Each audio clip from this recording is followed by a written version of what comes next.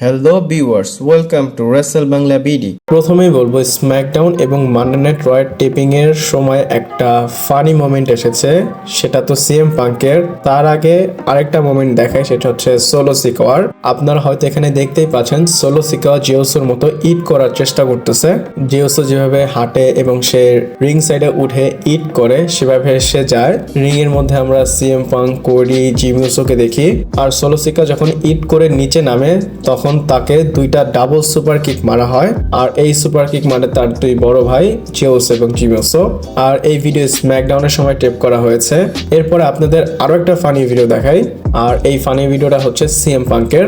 আপনারা হয়তো দেখতেই পাচ্ছেন কিভাবে সিএম পাঙ্ক রিং থেকে স্কিপ করে চলে যাচ্ছে।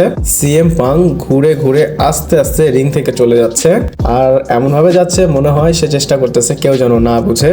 এবং এইখানে একটা সাউন্ড ইফেক্ট অ্যাড করা হয়েছে। এই ইফেক্টের জন্য ভিডিও আরো বেশি ফানি লাগতেছে। আপনারা এই সাউন্ড সহ ভিডিওটা দেখেন, তারপর আপনারা কমেন্টে বলবেন ভিডিওটা আসলে ফানি কিনা।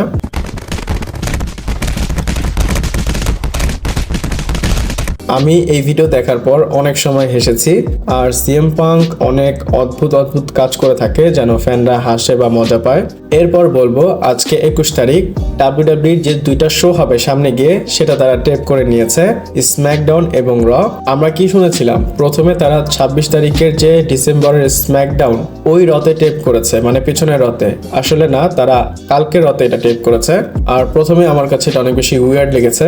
আর এখন উইয়ার্ড হলেই বা কি হবে, তারা তো র এবং স্ম্যাকডাউন টেপ করে নিয়েছে। সেখানে কি হয়েছে সেটা আপনাদের জানিয়ে দেই। এবং আপনারা যদি চান যে স্পয়লার আপনারা শুনবেন না, আপনারা ভিডিওটা স্কিপ করতে পারেন। কিন্তু আমি জানি আমাদের চ্যানেলে যারা আছে সবাই স্পয়লার শুনতে চায়। তো আমরা বলি সামনের মানডে নাইট রতে কি হবে। সবার প্রথম পল হেমেন এবং অস্টিন থিওরি ব্যাকস্টেজে থাকবে। আর এখানে পল হেমেন অস্টিন থিওরি যে অ্যাটাক করেছে সেটার বিষয়ে কথা বলবে। হয়তো আপনারা ভিডিওতে একটু দুজনকে আলাদা হতে দেখতে পারেন, অথবা একসাথে চলে আসতে পারে। আর আপনারা জানেন যখন টেপিং হয় ব্যাকস্টেজের ভিডিও দেখানো হয় না, বাট এই জিনিসটা তারা প্রথমেই দেখাবে, এটা আমরা জানতে পেরেছি, তাই আপনাদের জানিয়ে দিলাম। তারপর আমরা আসকা এবং রিয়া রিপ্লির একটা সিঙ্গলস ম্যাচ দেখবো। আর এখানে শকিংলি আসকা রিয়া রিপ্লিকে বিট করে, আর এখানে ভিক্টরি পেয়ে যায় আসকা। নর্মালি আমরা কি দেখেছি, রিয়া রিপ্লিকে ডাব্লিউডাব্লিউ খুব ভালোভাবে পুশ করে বা বুক করে, কিন্তু এখানে আসকা তাকে হারিয়ে দেয়। আমার এটা ভালো লেগেছে, ফাইনালি ডাব্লিউডাব্লিউ একটা মেজর ম্যাচে আসকাকে জিতিয়েছে। এরপর আমরা দেখবো ভিশন কথা বলবে অস্টিন থিওরির সাথে, এটাও ব্যাকস্টেজে। প্রথমে আমরা দেখলাম পল হেমিন অস্টিন থিওরির সাথে কথা বললো, তারপরে পুরো ভিশন অস্টিন থিওরির সাথে কথা বলবে। আর এখানে থাকবে ব্রন বেকার, হেইমেন এবং ব্রনসন রিড। আমার এখন মনে হচ্ছে অস্টিন থিওরি প্রথমে যে কথা বলবে পল হেমিনের সাথে, সেখানে পল হেমিন তাকে কনভিন্স করবে যেন ভিশনের সাথে সে কথা বলতে পারে।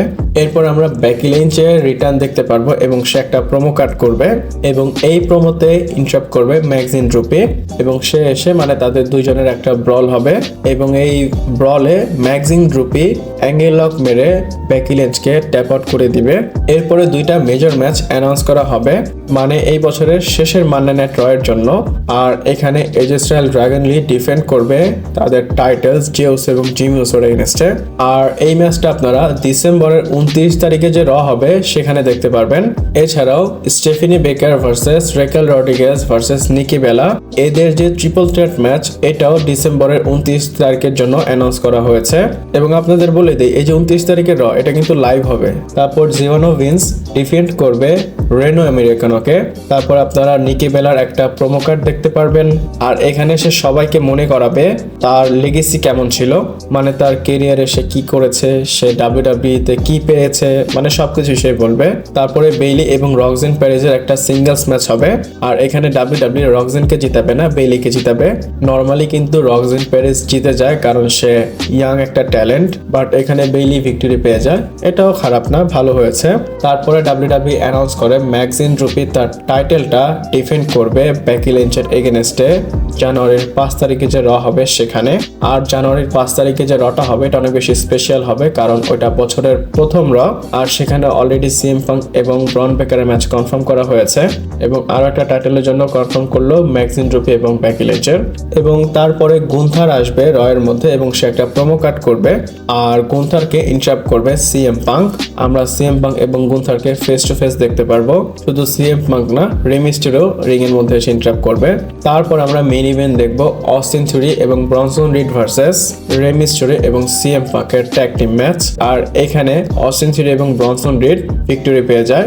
দেখেন ওয়ার্ল্ড চ্যাম্পিয়ন সিএম পাঙ্ক এবং লেজেন্ডারি রে মিস্টেরিও এখানে তাদের এগেইনস্টে হারবে, এটা আমার কাছে ভালো লাগলো না। আর শো এন্ড হতে হতে ব্যাকস্টেজ সেগমেন্টে হয়তো অস্টিন থিওরিকে তারা তাদের দলে নিয়ে আসবে, মানে ভিশনে নিয়ে আসবে। আর এগুলো আপনারা সামনে যে মানডে নাইট র হবে সেখানে দেখতে পারবেন। আমরা এখন কথা বলবো ফ্রাইডে নাইট স্ম্যাকডাউনের বিষয়, আর এটা বাংলাদেশের অ্যাকর্ডিং এ ডিসেম্বরের 27 তারিখে দেখতে পারবো। প্রথমে জো হেনরি তার কনসার্ট দিয়ে শোটা শুরু করবে এবং তারপর আমরা ক্রিসমাস স্ট্রিট ফাইট দেখতে পারবো জো হেনরি এবং মিজের এগেনস্টে। আর এখানে জো হেনরি মিজকে হারিয়ে দিবে। তারপর ইলিয়া ড্রাগনে এবং কার্মেলো হেসের ব্যাকস্টেজ সেগমেন্ট দেখবো, আর তাদের ব্যাকস্টেজ সেগমেন্টটা রেজাল্ট করবে, সামনে গিয়ে তাদের একটা ম্যাচ দেখতে পারবো আমরা। এছাড়া আমরা ড্রু ম্যাকিন্টায়ারের ব্যাকস্টেজ সেগমেন্ট দেখতে পারবো। এখানে এক্স্যাক্টলি কি হবে সেটা এখনো বলা হয়নি বা আমরা জানতে পারিনি। তারপর জেট কার্গেলের একটা ব্যাকস্টেজ সেগমেন্ট হবে। ডাব্লিউডাব্লিউ কিন্তু back to back backstage segment দেখাচ্ছে বা দেখাবে। এছাড়াও মিচেনের ব্যাকস্টেজ আমরা দেখতে পারবো এবং তারপরে একটা সিঙ্গেলস ম্যাচ হবে শার্লিক ফ্লেয়ার ভার্সেস ল্যাশ লেজেন্ডের মধ্যে। আর এখানে শার্লিক ফ্লেয়ার ল্যাশ লেজেন্ডকে হারিয়ে দিবে।